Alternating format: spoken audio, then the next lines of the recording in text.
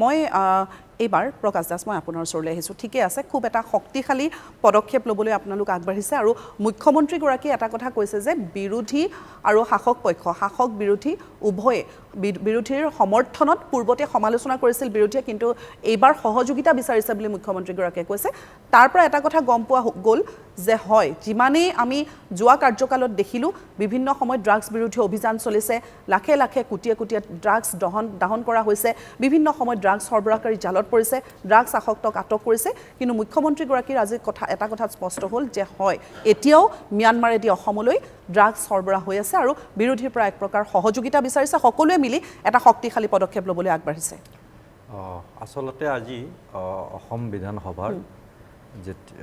ড্ৰাগছক লৈ যেতিয়া সদনত বক্তব্য ৰাখিছিলে বিৰোধী দলৰ নেতা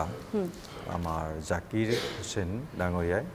তেতিয়া বহু কথাই খোলাখুলি কৈছিলে আৰু বিৰোধী শাসক সকলোৱে বিচাৰিছে যে ড্ৰাগছমুক্ত অসম হ'ব লাগে আৰু সঁচা অৰ্থত এইটো এটা সামাজিক ডাঙৰ ব্যাধি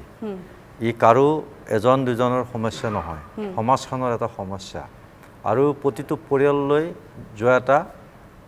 ভয়াৱহ সমস্যা এতিয়া আমি বেলেগ কথা নালাগে সামাজিকভাৱে যেতিয়া আমি বহু অনুষ্ঠানলৈ যাওঁ মই নিজে পাইছোঁ যে এছাম যুৱক বা কিছু ব্যক্তি জীৱনটো এই ড্ৰাগছৰ কবলত পৰি শেষেই হৈছে নিজৰ যিটো শৰীৰৰ যিটো অৱস্থা সেইটোতো বেলেগ এটা পৰ্যায়লৈ যায় সামাজিকভাৱে যিটো পৰিৱেশ থাকিব লাগে সেইখিনিও নষ্ট কৰি দিয়ে আৰু কোনো সন্মানজনক ব্যক্তি বা কোনো পৰিৱেশ চাই কথা নকয় অৰ্থাৎ নিজৰ হিতাহিত জ্ঞান হেৰাই এটা ব্যতিক্ৰম জীৱন এটালৈ গুচি যায় যিটো হয়তো পৰিয়ালৰ ব্যক্তিসকলে চাই কান্দিব লাগে আৰু বহুত পিতৃ মাতৃয়ে ল'ৰা ছোৱালী জন্ম দিয়ে ভৱিষ্যত ভাল এজন মানুহ হোৱাৰ কাৰণে যেতিয়া এক ড্ৰাগছৰ নিচিনা এটা মহাব্যাধিৰ কবলত পৰি যায় কাল চক্ৰান্ত কিছুমান চক্ৰান্ত ইয়াত কিছু ব্যক্তি থাকে যিসকলৰ সংলগ্ন হোৱাৰ লগে লগে গোটেই বিষয়টোৱে জীৱনটোকে বেলেগ ধৰণে লৈ যায় তেনেকুৱা এছাম ব্যক্তি বা কিছু গোটৰ লগত আন ব্যক্তি আহি যেতিয়া সংযোগ হ'ব ভাল ব্যক্তি হ'লেও সি বেয়া হৈ যায় গতিকে ভাল পৰিয়ালৰ বহুত ব্যক্তিয়ে আজি বিশেষকৈ আমি যদি চাওঁ প্ৰতিটো গাঁও এতিয়া আগতে চহৰ আছিলে যে চহৰৰো বহুত ভাল পৰিয়ালৰ ব্যক্তিৰ ল'ৰা ছোৱালী এই ধৰণৰ প্ৰবৃত্তিত যায় কিন্তু এতিয়া আটাইতকৈ ডাঙৰ ভয়ানক কথাটো হৈছে সৰ্বব্যাপী হৈছে অৰ্থাৎ গাঁৱলৈকে এই ড্ৰাগছৰ প্ৰভাৱটো ইমানেই বেছি হৈ গৈছে যে এতিয়া যদি 4জন 5জন ল'ৰা সন্ধিয়া বা দুপৰীয়া পথাৰতো দেখা যায় তেতিয়াহ'লে গম পাব যে এই 4-5জন ল'ৰা যে লগ লাগিছে এই বিশেষ কামটো অৰ্থাৎ ড্ৰাগছৰ নিচিনা এটা ব্যাধিৰ এই কাৰ্যত লিপ্ত হৈছে যদি পৰিয়ালে কিছু সতৰ্কতা হয় বা তেনেকুৱা সংগৰ পৰা যদি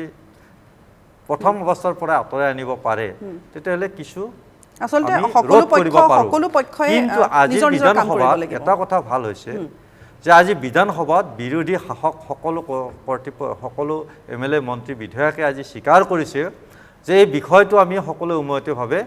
যিবোৰ সময় আহি পৰিলে যিটো মৌৰ বৰা ডাঙৰীয়াই কৈছে আজি বিধানসভাৰ আটাইতকৈ শক্তিশালী বাৰ্তা এইটোৱে যে আমি সকলোৱে ড্ৰাগছৰ বিৰুদ্ধে আমি কঠোৰ পদক্ষেপ ল'ব লাগে মুখ্যমন্ত্ৰীয়ে কঠোৰ পদক্ষেপ লোৱাৰ কাৰণে সকলোৱে সন্মত প্ৰকাশ কৰিছে মুখ্যমন্ত্ৰী ইয়াৰো আমাৰ মাননীয় মুখ্যমন্ত্ৰী ডক্টৰ হিমন্ত বিশ্ব শৰ্মাদেৱে অসমৰ মুখ্যমন্ত্ৰী হৈয়ে ড্ৰাগছৰ বিৰুদ্ধে কঠোৰ পদক্ষেপ লৈছিল তেতিয়া দুই এটা সংক্ষিপ্ত ঘটনাক বহুতো সমালোচনা কৰিছিল আচলতে ড্ৰাগছ যিবিলাকে বেপাৰ কৰে বা ড্ৰাগছ এই কাৰ্যৰ লগত জড়িত সেইসকল সৰু সুৰা মানুহ নহয় বহুত শক্তিশালী তেখেতসকলৰ হাততো আজি মুখ্যমন্ত্ৰীয়ে কৈছে যে সেইসকল ব্যক্তিৰ হাততো আৰ্মছ থাকে সেইসকলে নিজক ছেফ ৰখাৰ কাৰণে পুলিচলৈও গুলি কেতিয়াবা ভয় নকৰে প্ৰক্ষেপ কৰে গতিকে পুলিচৰ কেতিয়াবা নিজে বাচিবৰ কাৰণে কাউণ্টাৰ দিব লগা হয় আৰু তেতিয়া হয়তো অনাহকত বা এটা ইনচিডেণ্ট হয় সেই কথাটোলৈ বহুত ক্ষেত্ৰত হুলস্থুল পৰিৱেশ হয় ৰাজনীতিক হয় কিন্তু সেই ৰাজনীতিটো হোৱাৰ কাৰণে মূল যিটো অপৰাধী ড্ৰাগছৰ সেইসকলে ছেফ পাই যায় কিন্তু আজি অন্তত বিধানসভাত সকলোৱে সেই কথাটো স্বীকাৰ কৰিছে যে মুখ্যমন্ত্ৰী মহোদয়ক এটা সাহসীভাৱে পদক্ষেপ লোৱাৰ কাৰণে আকৌ সকলোৱে সন্মত প্ৰকাশ কৰিছে যে অসমত ড্ৰাগছ এটা সাধাৰণ সমস্যা নহয়, ই এটা সামাজিক সাংঘাতিক ব্যাধি আৰু এই ব্যাধিয়ে আজি প্ৰতিটো পৰিয়াল প্ৰতিজন পৰিয়ালৰ ব্যক্তিলৈকে ইয়াৰ আক্ৰমণ হৈছে। ঠিকে কৈছে আপুনি। ইয়াৰ যদি নিৰ্মূল কৰিব লগা হয়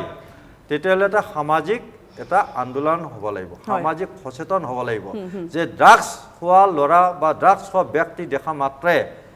ইনফৰমেশ্যন কৰিব লাগিব। পুলিচেও কিন্তু বহুত ভাল কাম কৰিছে। মই মোৰ জিলাতে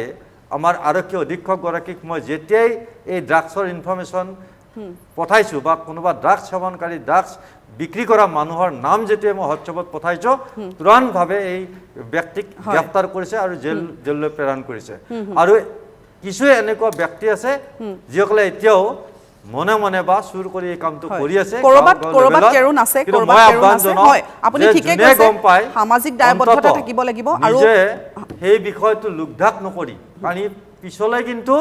কাৰোবাৰ ব্যক্তিৰ পৰিয়ালৰ যদি কোনোবা এটা ল'ৰা বা ছোৱালী সাধাৰণভাৱে আজি খোৱা বুলি মানে ঢাকি যাব খোজে,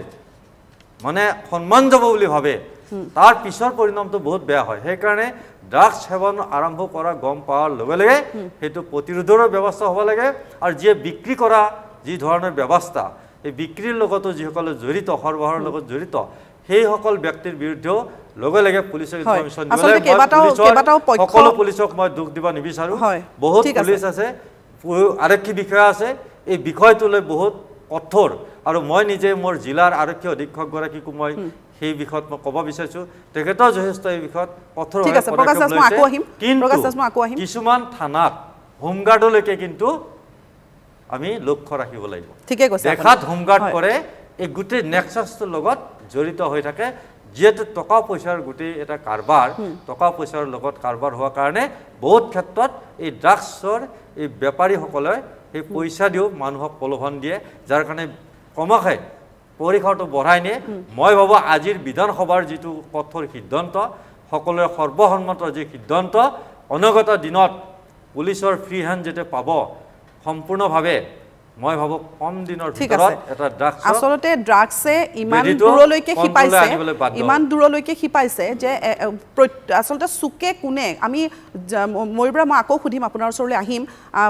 মই আপোনাক কৈ যাওঁ মাজতে যে আমি যিহেতু গুৱাহাটী মহানগৰীৰ কথা পাতি থাকোঁ, আমি গুৱাহাটী মহানগৰীখন অপৰাধ প্ৰৱণ বুলি কওঁ, কিন্তু সেই গুৱাহাটী মহানগৰীৰ পৰা অকণমান যদি আমি আগলৈ ওলাই যাওঁ তেতিয়াহ'লে গাঁৱৰ চুকে কোণে ৰাজ্যৰ বিভিন্ন প্ৰান্তত জিলাই জিলাই এতিয়া গুৱাহাটীৰ বাহিৰতহে ভয়াৱহ জাল। আৰু এই ধৰণৰ আচলতে ভয়াৱহতাই কিন্তু অপৰাধ প্ৰৱণতা ক্ৰমাৎ বৃদ্ধি পাবলৈ আৰু অপৰাধৰ ষ্টাইল সলনি হৈছে, অপৰাধৰ ট্ৰেণ্ড সলনি হৈছে।